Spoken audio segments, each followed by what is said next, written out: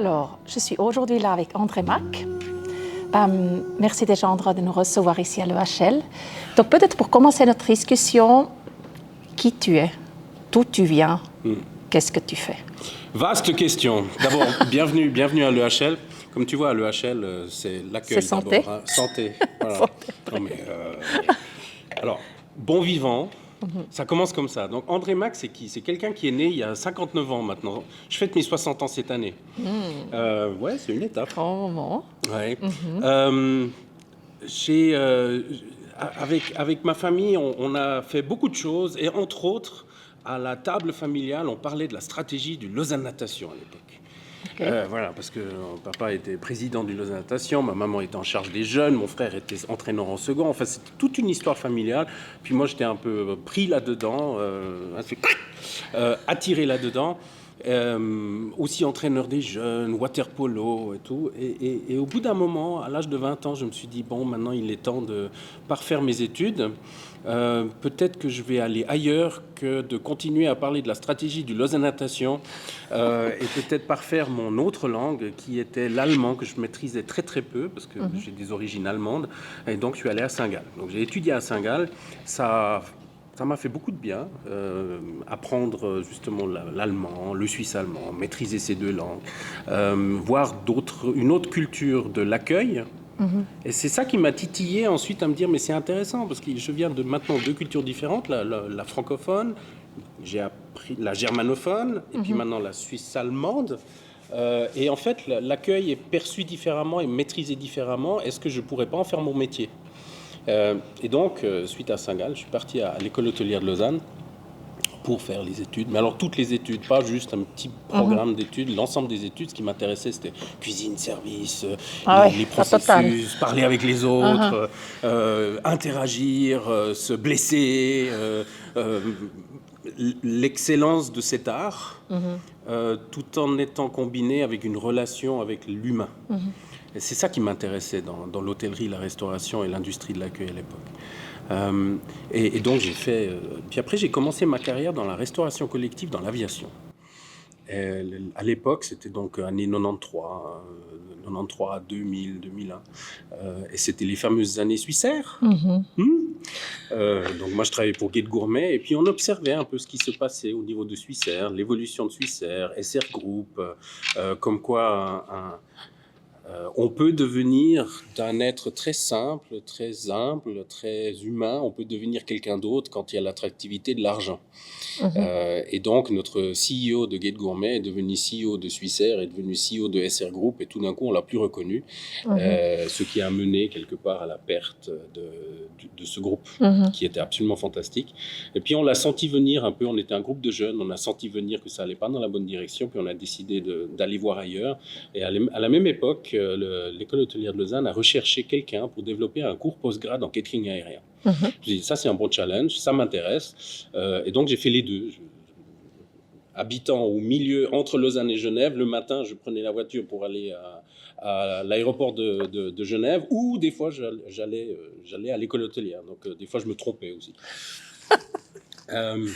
Et donc j'ai fait ça pendant un certain temps, puis au bout de 2 ans, je dis bon, maintenant il faut choisir. Donc j'ai choisi l'école hôtelière. L'école hôtelière était en pleine aussi phase de mutation stratégique, devenir vraiment un pôle non seulement très pointu dans le monde académique, donc on venait de rentrer dans les HES-SO, mais également pointu dans le monde du conseil et du transfert de nos connaissances et de nos compétences dans le monde entier.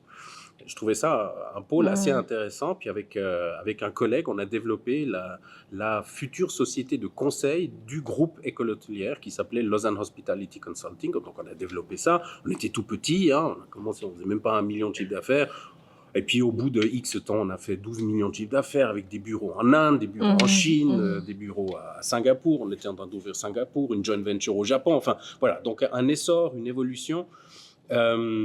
Et puis, c'est cette défense de l'industrie de l'accueil. Et puis, en fait, cette défense que cette industrie, elle a des compétences, elle développe des compétences qui sont transversales et qu'on peut aussi appliquer à tout type d'industrie autour du service.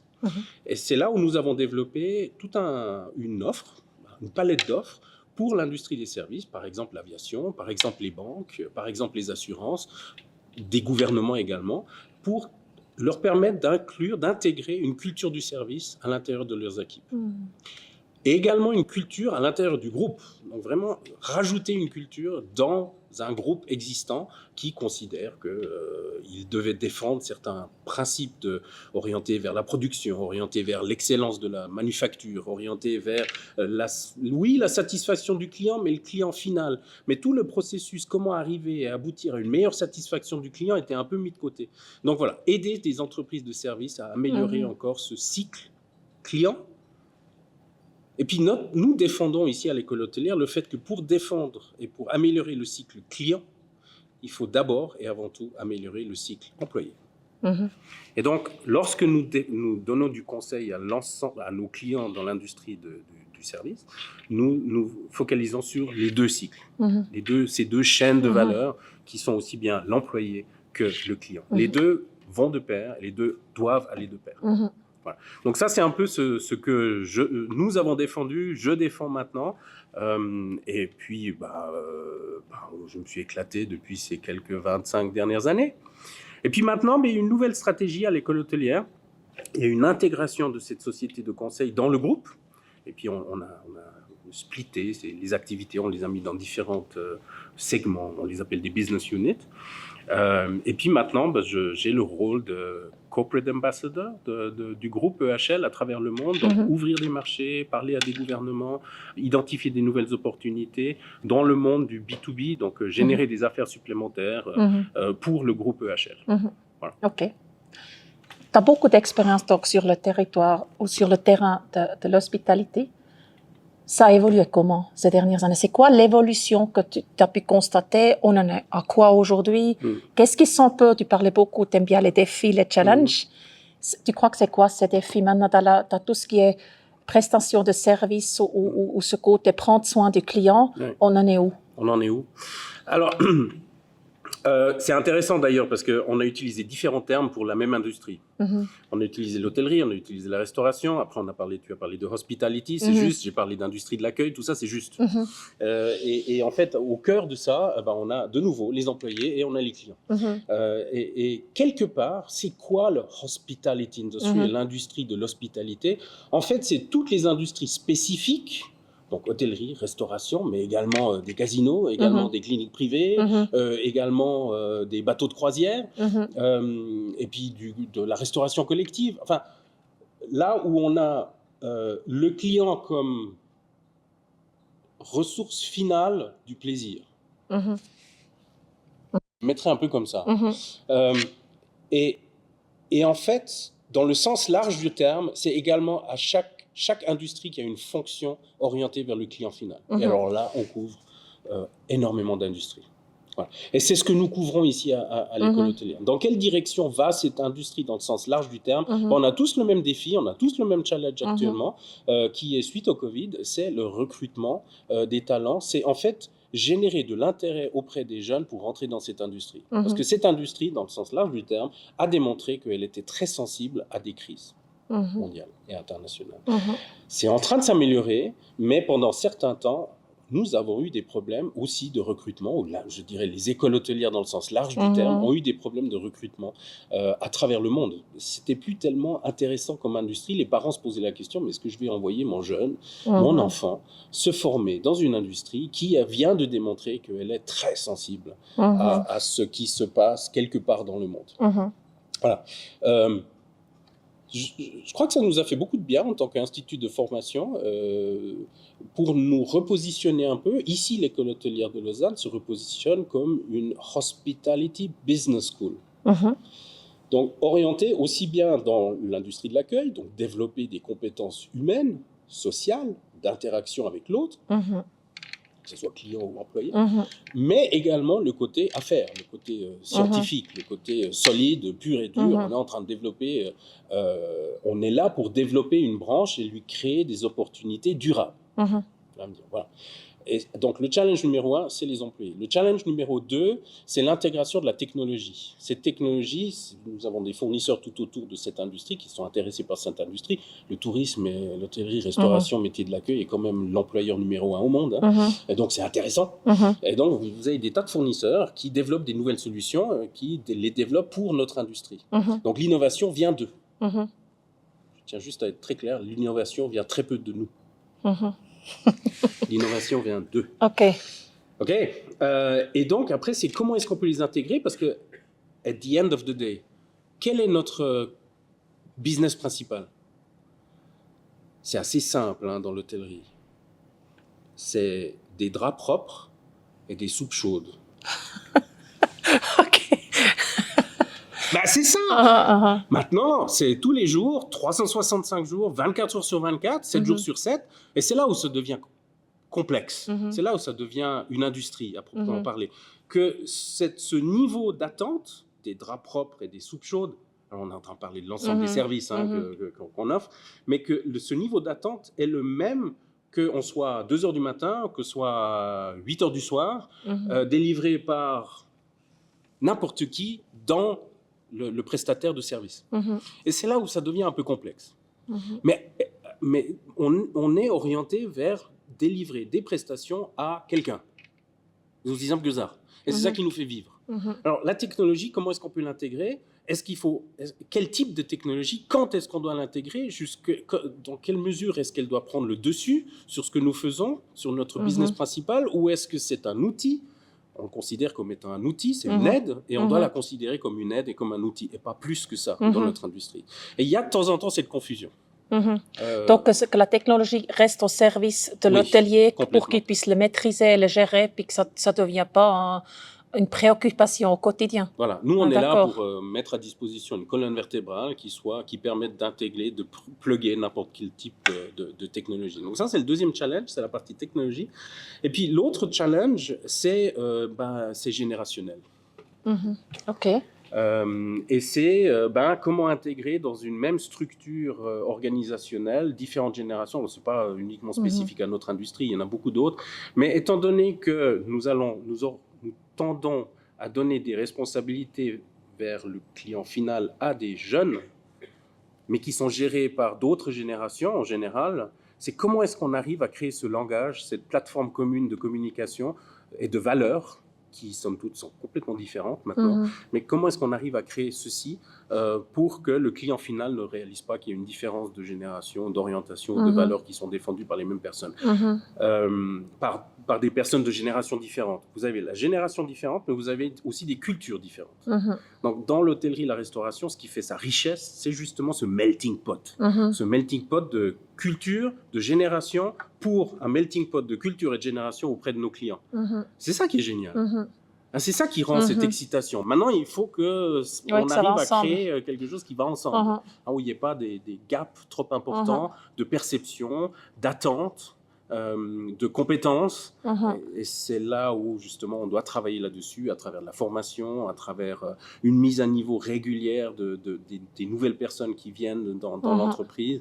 Donc, il y a un focus qui est donné, qui est très important et qui est donné à ça, ou qui doit être donné à cet aspect humain, compétences, culture, pour justement matcher avec les compétences, culture et les attentes que nous avons de l'autre côté. Voilà, ça, c'est les 3 challenges principaux que nous avons.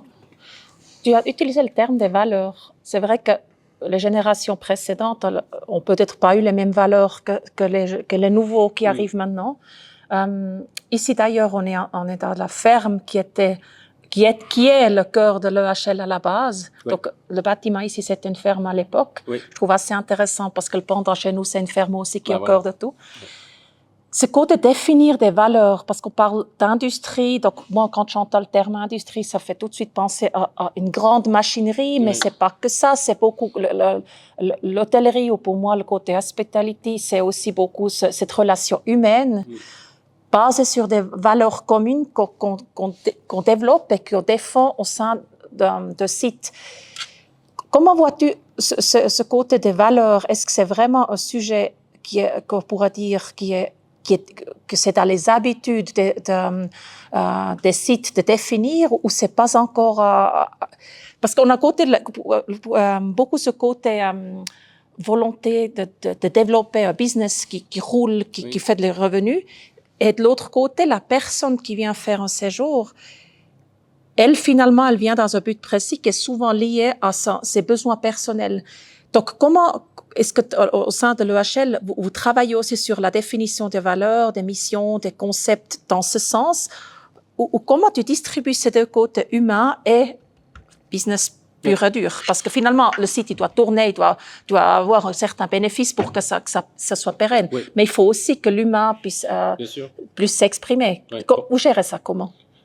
Alors, on le gère très bien parce que c'est une attente qui vient de la part de nos étudiants. Donc, les valeurs de ESG ou les principes de ESG, on est dans le développement durable, mais on met aussi bien le côté économique que le côté social, que le côté environnement au même niveau. D'accord. Okay.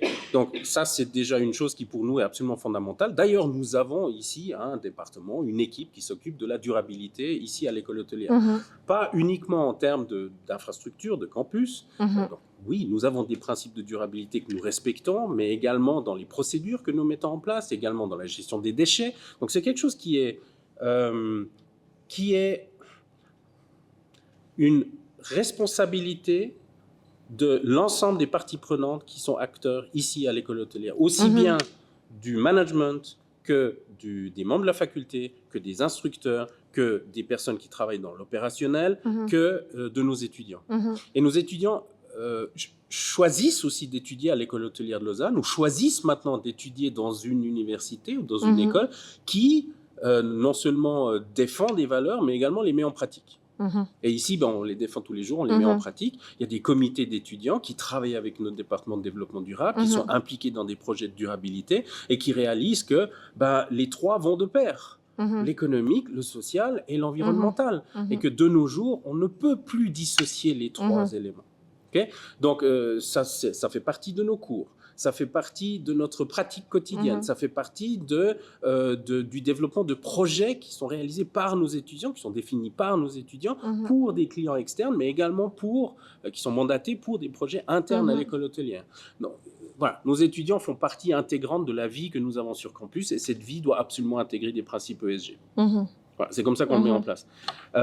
Et puis, on n'a plus le choix. Vis-à-vis de la scène mondiale, c'est pareil pour tous les pays? Ou tu vois des différences?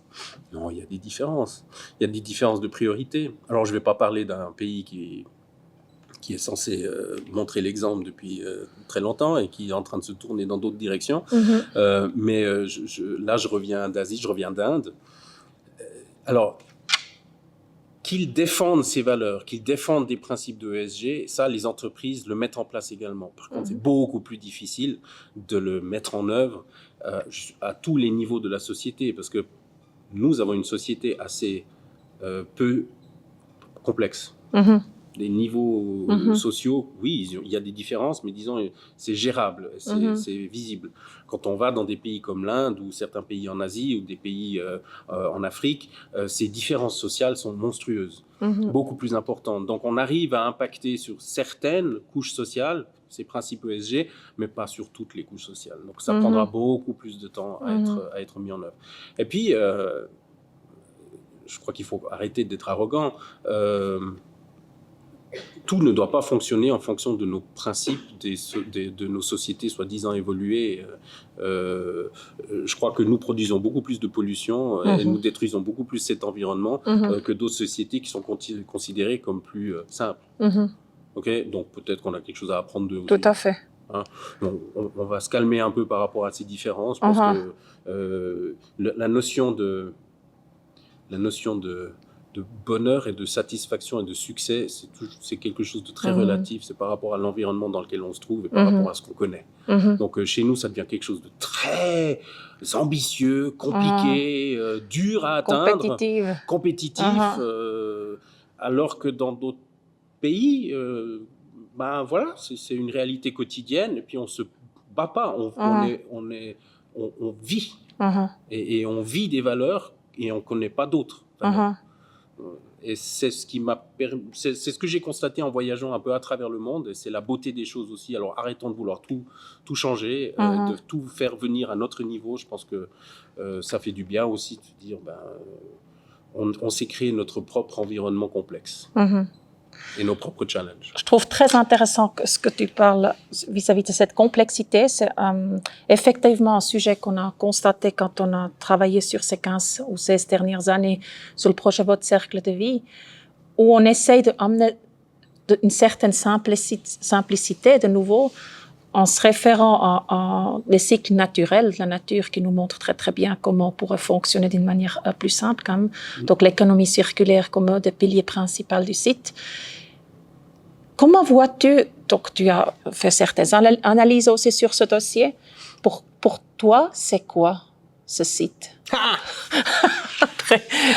Non, mais alors écoute, pour la petite histoire, hein, donc première réunion qu'on a eue ensemble, je suis rentré dans la réunion en tant que directeur général d'une société de consulting, pur et dur, voilà, et donc j'avais un niveau de motivation pour rentrer dans cette réunion. On m'avait présenté un peu les objectifs de la réunion, je suis là, ok, on va être observateur et puis on verra bien. Au bout de 5 minutes de ta présentation et puis de ta conviction, et je suis tombé amoureux du projet, quoi. Enfin, soyons clairs. Après, bon, il y a eu une image en particulier qui m'a marqué, hein, où justement il y a ce mélange de l'accueil et des vaches. J'ai trouvé ça intéressant. Et puis ce qui m'a beaucoup marqué, c'est qu'en fait, ce que j'ai adoré, moi j'aime bien les challenges, j'aime bien quand c'est un peu différent, j'aime bien l'innovation. Moi, ce que tout d'un coup, j'ai réalisé que, ok, il y aura des chambres. Est-ce que c'est un hôtel? Non. Est-ce que c'est uniquement un hôtel? Non. Alors, on peut le voir comme un hôtel avec différents services. Non, parce que la partie hôtel, au niveau mètre carré, elle n'a pas suffisamment d'espace pour dire c'est un hôtel avec d'autres services. Non. Est-ce que c'est un restaurant? Non, pas que. Enfin, c'est un des services de l'hôtel. Est-ce que c'est un côté événementiel? Alors oui, il y a le côté événementiel. Mais est-ce que c'est un lieu dédié à l'événementiel? Yain, non. Est-ce que c'est un lieu dédié à la santé? Oui, mais pas uniquement. Et puis, est-ce que c'est une ferme? Oui, mais pas uniquement. Il y a d'autres aspects. Hein. Je crois que tu as 18 activités ESG qui sont sous un même toit. Et en fait, c'est ça que j'ai trouvé intéressant. Et ce qui s'est démontré tout au long de l'analyse, c'est que nous, dans l'hôtellerie, on a des faiblesses, je dirais, c'est la saisonnalité, que ce soit hôtel, restaurant, etc. Et grâce à cette offre multipôle, multipôle, bref, on arrive en fait à une situation, on arrive à niveler la saisonnalité tout au long de l'année. Et c'est ce qu'on a découvert en faisant les analyses, et ça, j'ai trouvé très intéressant. Et peut-être c'est une réponse une potentielle réponse à une des problématiques que nous avons dans l'hôtellerie. Voilà, donc j'ai trouvé intéressant que tout ça soit sous un même toit. On pourrait s'imaginer que ce soit des prestataires différents dans une même destination. Donc on peut développer ensuite des projets ou des concepts ou des modèles d'affaires qui peuvent découler de ce que tu as mis sur pied. Et ça, je trouve assez fascinant. Et puis...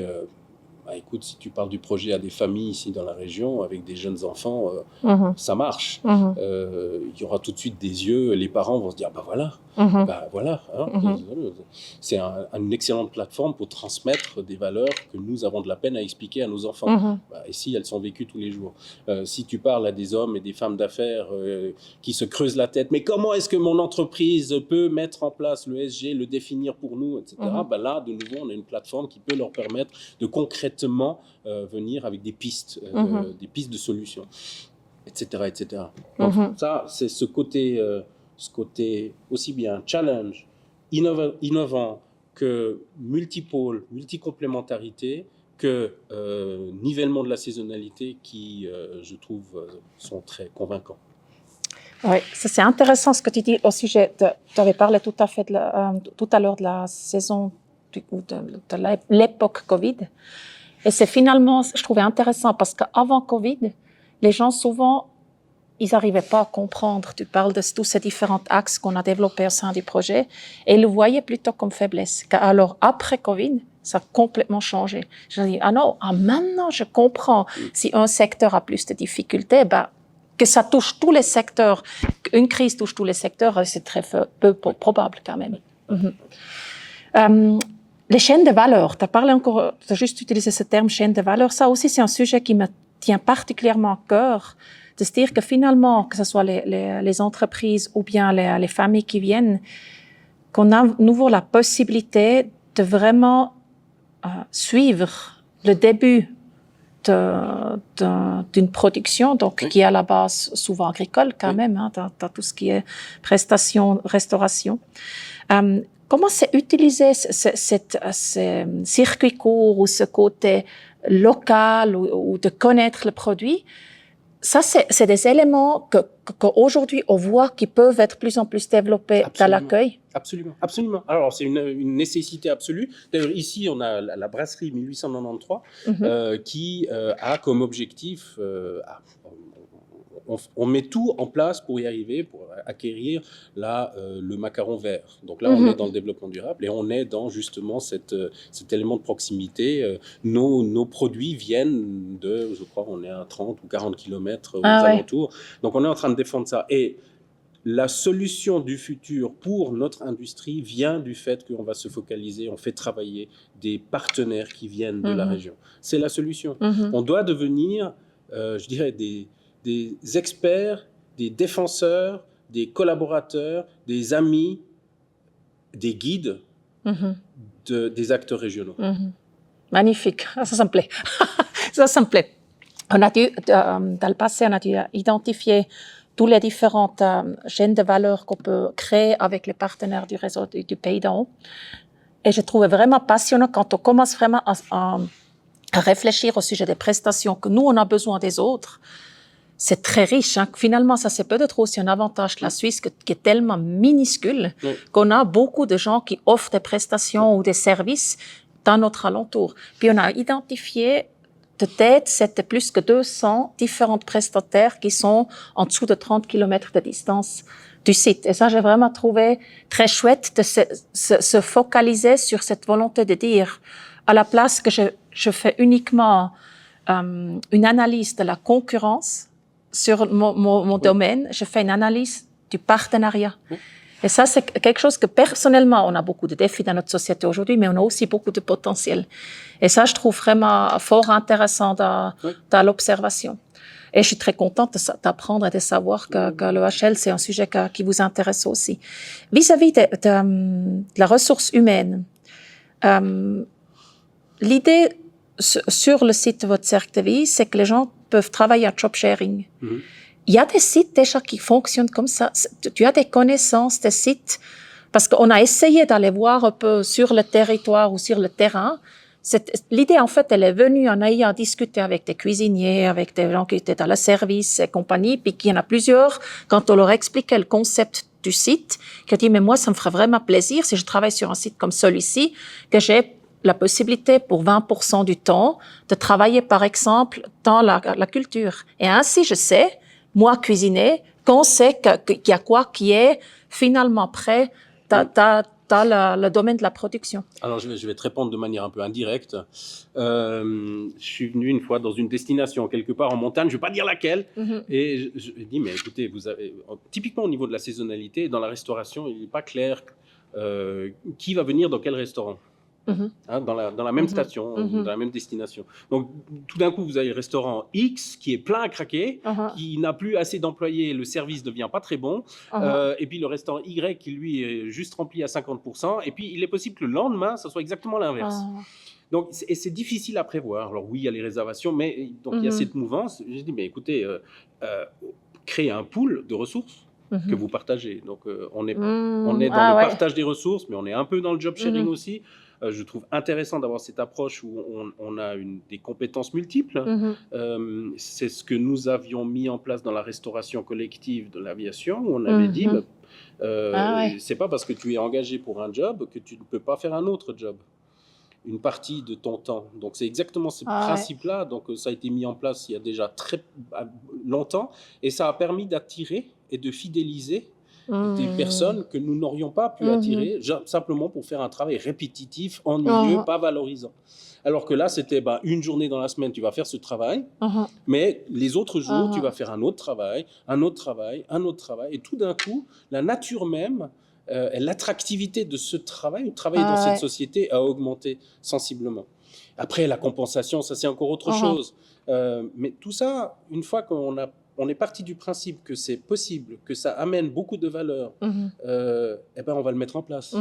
C'est une question d'état d'esprit et de motivation, puis d'identification de la valeur ajoutée, non seulement pour un produit, mais également pour une destination dans son ensemble. Donc moi, je suis un fervent défenseur. Alors quand j'étais venu avec cette idée justement du pôle, etc., j'avais l'impression que j'étais un peu à Marseille, quoi. Moi, il est fada, lui. Il est fou, lui. Mais on va y venir, on n'a pas le choix.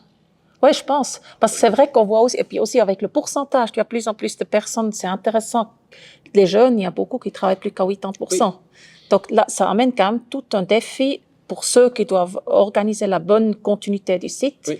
C'est-à-dire à 80%, OK, alors des postes cadres doivent aussi potentiellement être partagés. Aussi. Ça amène à pas mal de réflexions. Et tu regardes, de nouveau, de manière détournée, mais c'est la plateforme Coopple. Je ne sais pas si tu as entendu parler de Coopple. Pas. Alors Coopple, c'est Oople.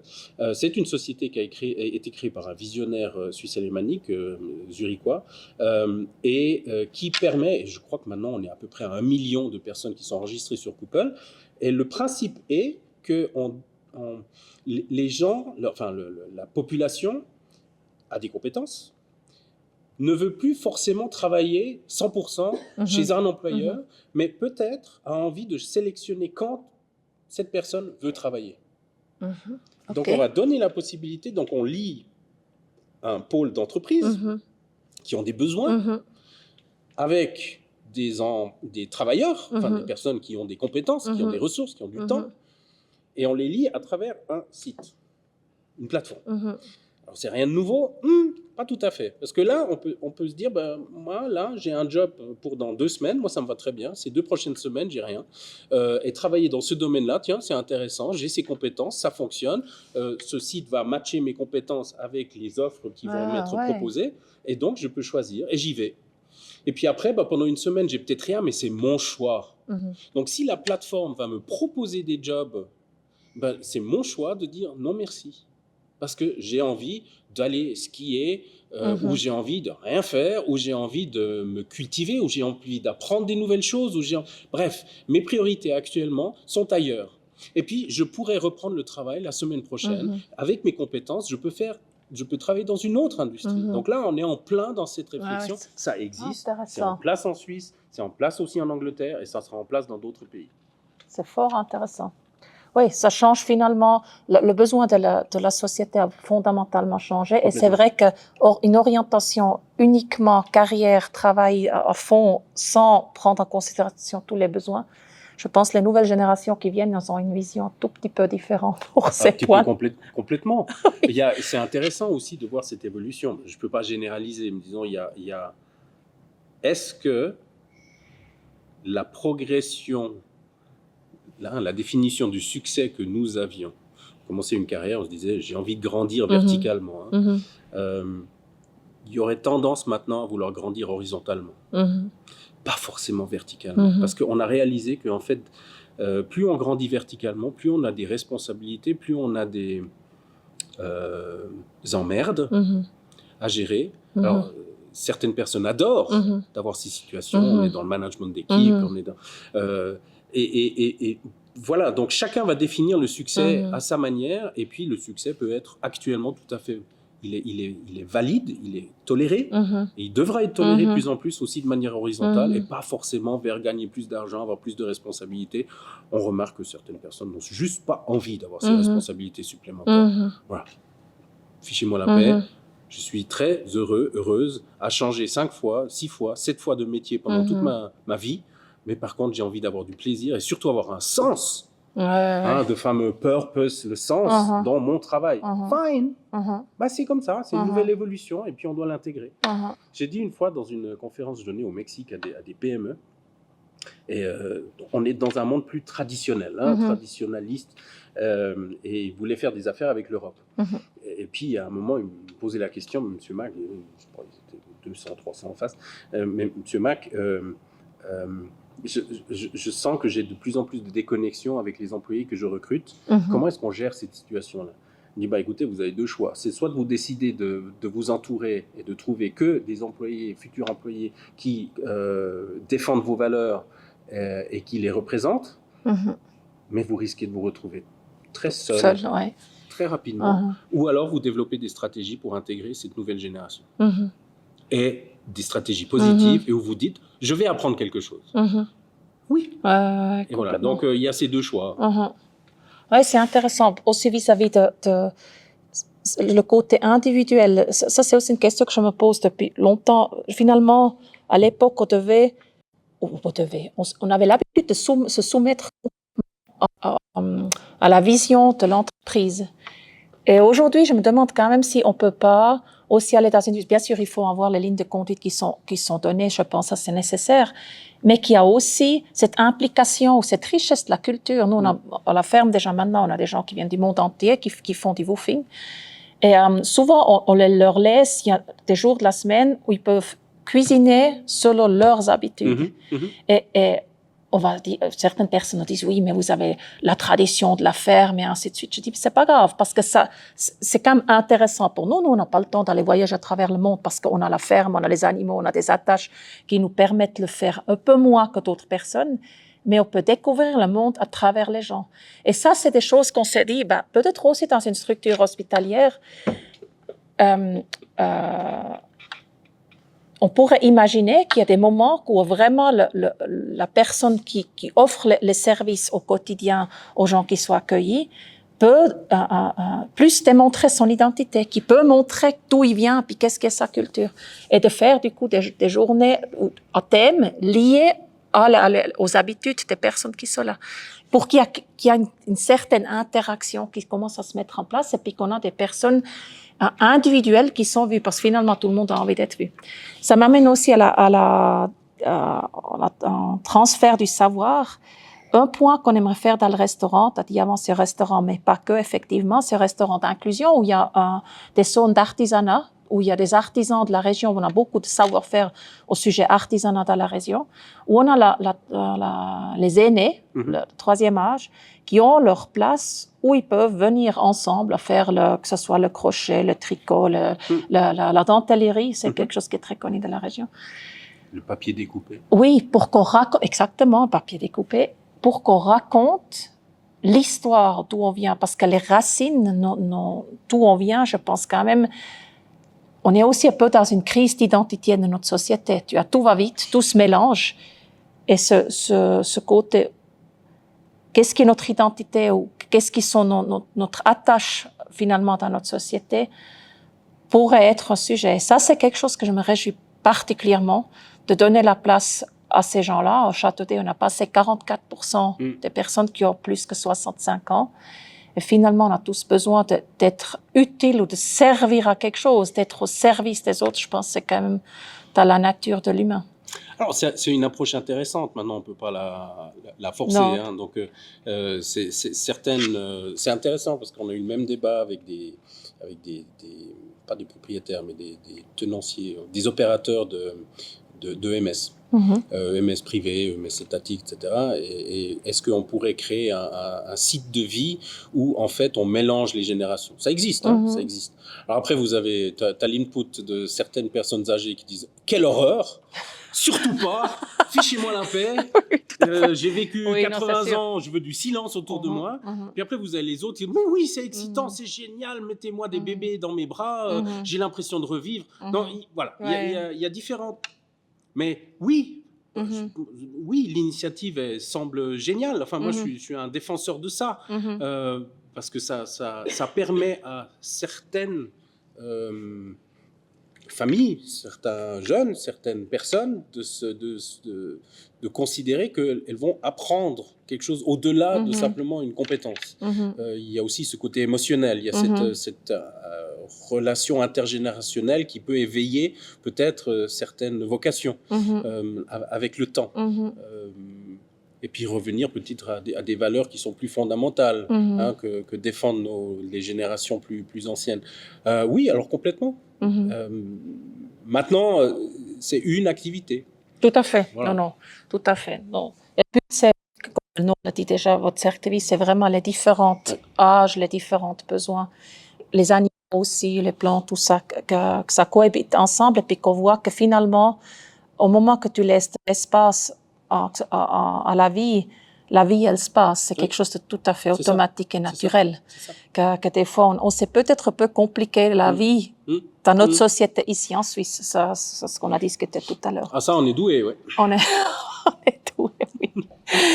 Peut-être une dernière question, André. Si maintenant, tu aurais une baguette magique et que tu pourrais dire pour l'hôtellerie, pour le secteur de l'hospitalité, si je pourrais impliquer un sujet ou que j'aurais une possibilité d'une petite étincelle que je peux amener là-dedans, qui pourrait amener à ce côté un vent frais ou quelque chose de créatif dans l'hôtellerie suisse, maintenant si on parle de l'hôtellerie suisse, tu as une idée de quelque chose qui te brûlerait sous les doigts, que tu dirais ça, ce serait vraiment intéressant si